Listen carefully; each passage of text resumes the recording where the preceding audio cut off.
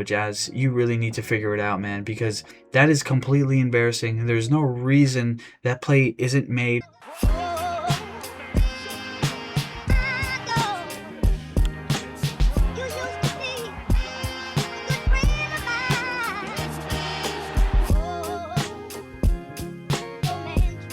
Hello and welcome to another Vinny Talk Things.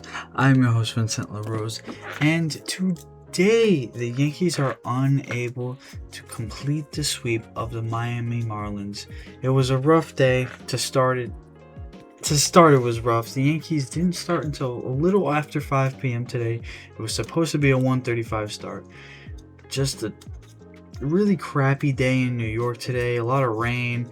Mist, it's just cold, just not a great day to play baseball, to be completely honest, but the Yankees still needed to get the job done and were not able to do so.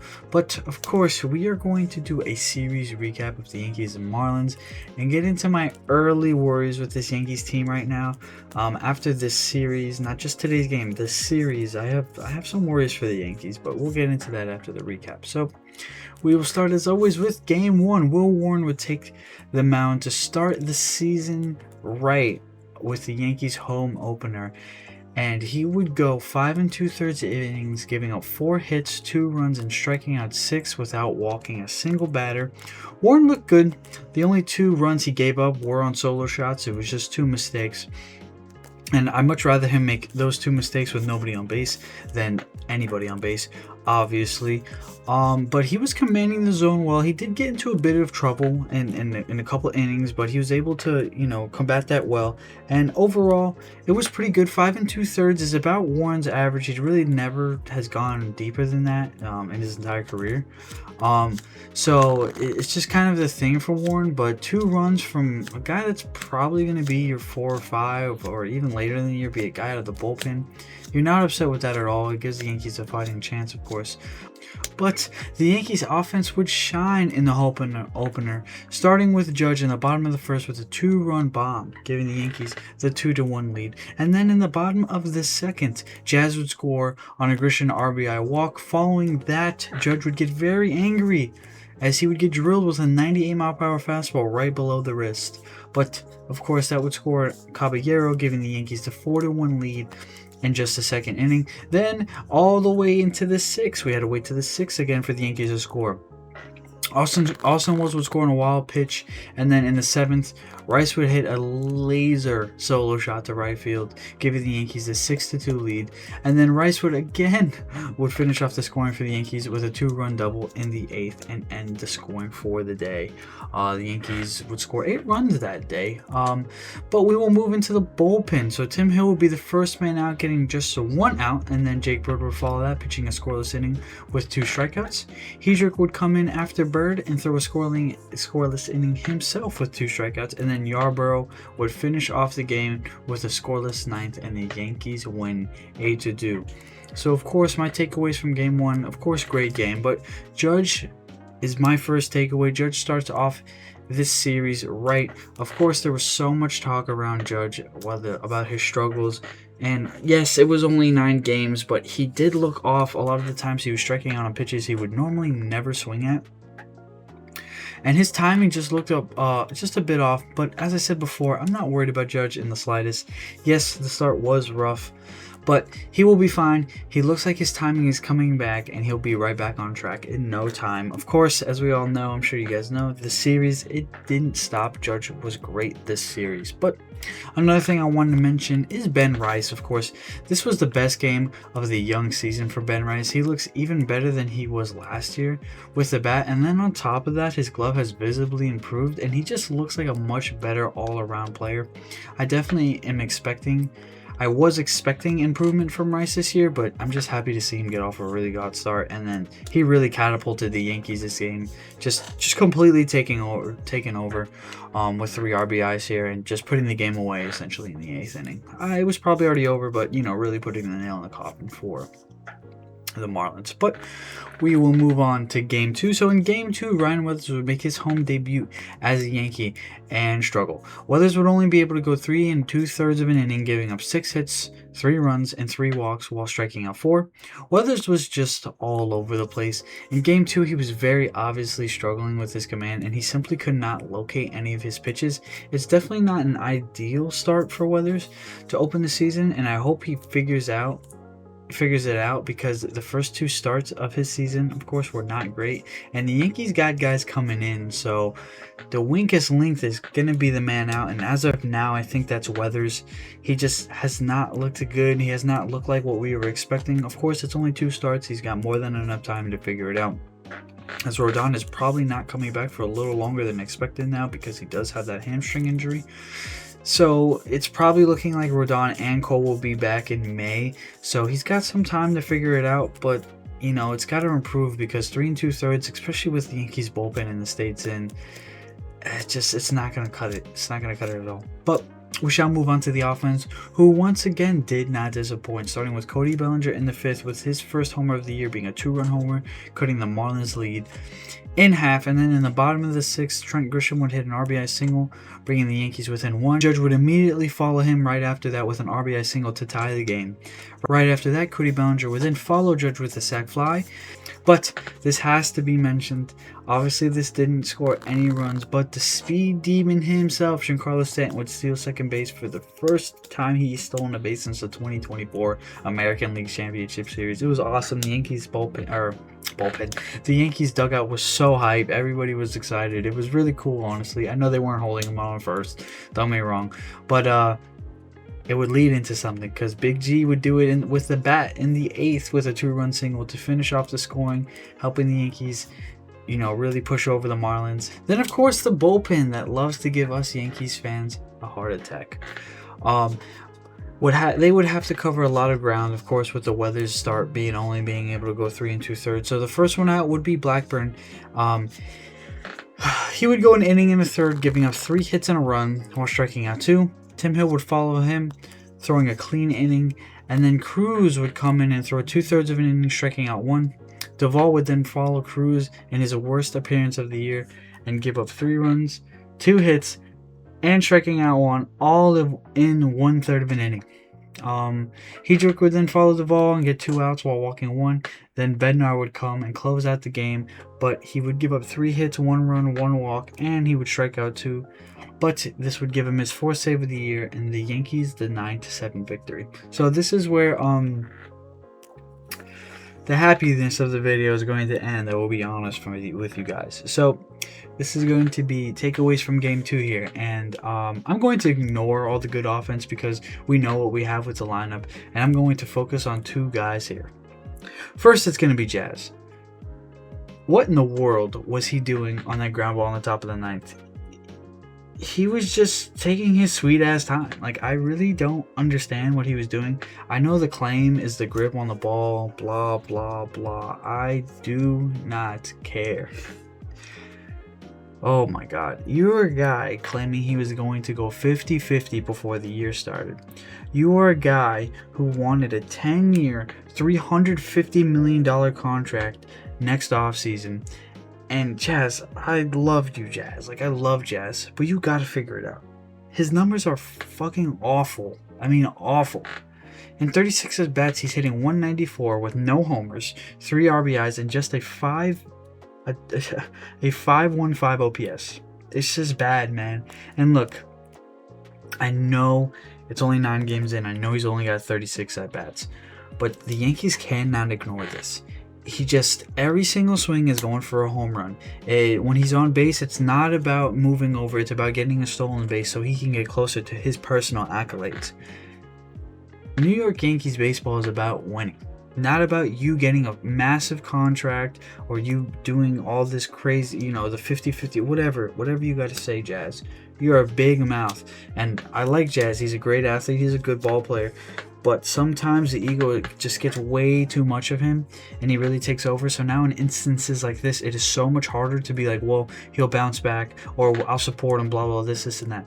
Because all he's doing is putting a target on his back and pretty much forcing himself to succeed, because now teams are going to look at him in the offseason and not want to give him a 10-year deal. They might not even want to give him a 5-year deal because of this. Look, again, I know it's 9 games, but Jazz, you really need to figure it out, man, because that is completely embarrassing. There's no reason that play isn't made. There's no reason for you to be playing as poor as you are right now. It's just super hard to watch, and I can't stand it. Hit singles. Walk a little bit more. Stop trying to hit a home run every single at bat. It's aggravating, okay? It's just aggravating. The Yankees don't need more guys to hit home runs. The offense is good as it is. Figure it out. Whatever, man. But we will then move on to Camilo Doval. Man, what happened? His first 2 appearances looked so good. The cutter looked good. The sinker looked great. The slider was on. But he already has, and just after those 2 first, he had 2 really good appearances. But now he's already at a 10.5 ERA for the season. He cannot control the strike zone. He has no clue where any of his pitches are going. The Yankees need to make him like a 6th inning guy or something like that. Let him figure it out a little bit, because the Yankees cannot afford to lose games like they did last year because of the bullpen. They need to figure it out. But, oh man, I could say so much more, but that's my mini little rant about those 2 guys, because those 2 guys have been easily the most disappointing Yankees of the season. I know Wells isn't playing well. I mean, Judge has figured it out, so you can ignore that now. But you have so much hope coming into the season for a guy like Jazz and Doval. And Doval, honestly, the signs were showing because of last year. He has not really been elite in probably 2 years now, and the Yankees really should have gone out and got a high leverage guy. Obviously, they didn't. And there's really not much you can do now. But let's just move on to Game 3. We'll go to Game 3. So Max Fried would make his 3rd start of the season, and he would go 6 2/3 inning, giving up 5 hits, 3 runs, and 3 walks while striking out 4. Fried was obviously not on today. He did not have his best stuff, but he was able to fight through that like a true ace, and he gave the Yankees a good quality starts that should have led to a W. He still, managed to pitch deep in the game. He knew the Yankees bullpen was in a tough spot. I mean, even when taking him out, Aaron Boone said he said to Aaron Boone that if you need a guy to get another out, I got you. That's me. I can do it, because he knew how important it was for him to go deep into this game. The Yankees bullpen has been really, really had to be worked this series, with Weathers only being able to go 3 2/3.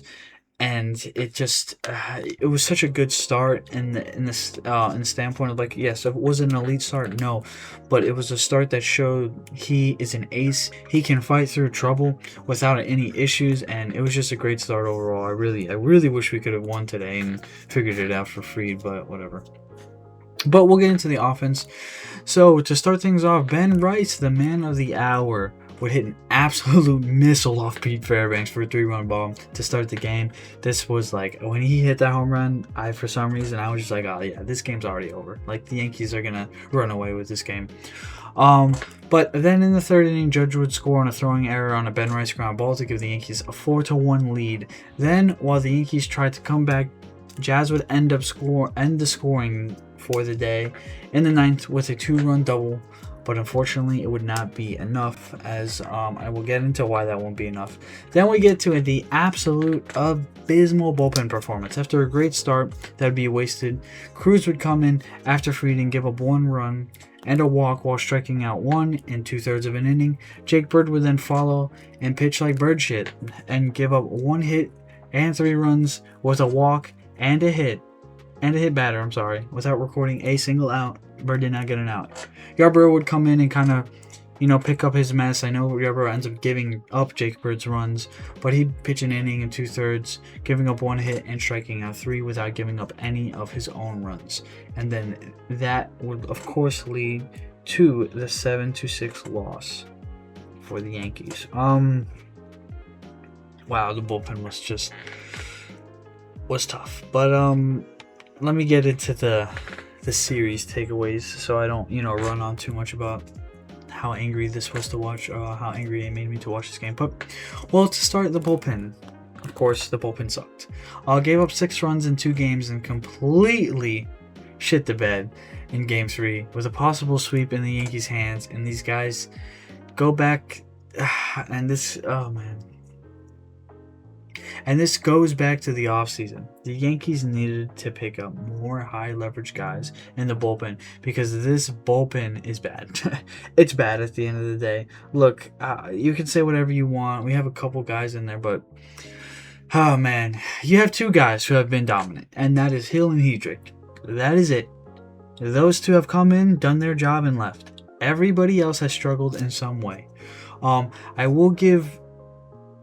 I am gonna give Bednar a little bit of a break because he does have 4 saves already, and every run hasn't really done much to hurt the Yankees at all. Most of his appearances have been with a multiple run lead, and any appearance with only 1 run lead, he's closed the game, so it's really not that bad. But Cruz looked bad tonight. Duvall has just looked awful. Bird looked horrible tonight, and the rest of the bullpen is kind of just there. Winquist hasn't even gotten an appearance yet, and everybody, Blackburn, Yarborough, they're just guys to go out there and eat up innings at this point. Well, you know what you're getting with them. One of those guys needs to be replaced with the guy that's going to be in the bullpen and put some work in, man. You only need one long man, And Warren or Hill is going to turn into a guy in the bullpen at some point in this season with the starting pitching. It's just, man, it's hard to watch. It's really hard.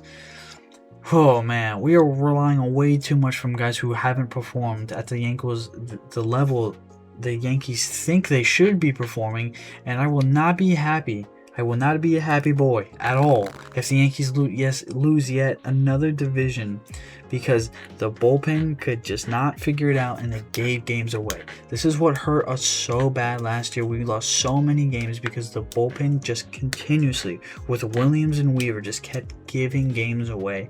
And the Yankees knew this going into the offseason, and they didn't pick anybody up. They picked we got Bednar and Duvall at the trade deadline.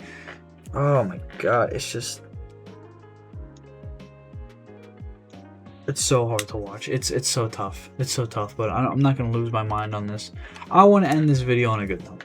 So let's end it on a positive with the man himself, Ben Rice. Rice has been on a tear this season.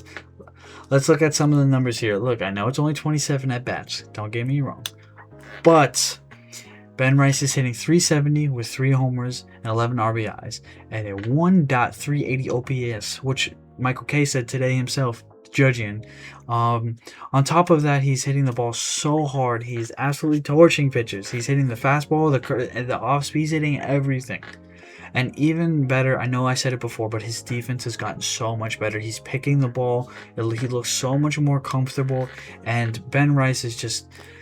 man, he just looks so good, and I knew last year that we were going to see some sort of improvement and see him get better, but really watching it develop now and watching him get so much better and really performing this year is really exciting to watch. And I think Ben Rice is going to be one of the biggest pieces for the Yankees this season. I think he's going to get his first All-Star appearance over there at first base for the American League. He just looks so good. I'm not saying he's going to be a starter because you got a ton of good first basemen in the American League, but I do think he'll make the All-Star team. He's playing out of his mind right now. I love Ben Rice, and I'm really excited to see. I dropped my ball. Well, I'm really excited to see what he's able to do for the Yankees for the rest of the season.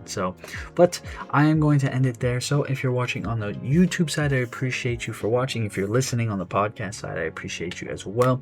As we continue to grow, I'm going to continue to say thank you guys. It is so cool and so fun to do this, having a following. I think we're at over 15,000 on all platforms, which, isn't any crazy influencer numbers, but it's still cool to know that 15,000 people decided to follow me or subscribe just because they heard me talking about baseball. So that's really, really fun. So as I know, I've said it before, I started a company. It's called RoseZuleta Media. All the stuff is in the description. If you guys need any editing needs, production needs, anything, just ideas, whatever, feel free to hit us up. Go to our website. We're always there. I got guys that build websites, 3D printing, all that stuff. It's it's really taken off and got a lot of jobs coming up. So if you guys are interested in any of that, or you want to just follow the journey, feel free. RoseZuleta Media on everything. So feel free to follow that. But as always, thank you guys for watching. Thank you guys for listening. I hope everybody has a wonderful day, and of course, go Yankees.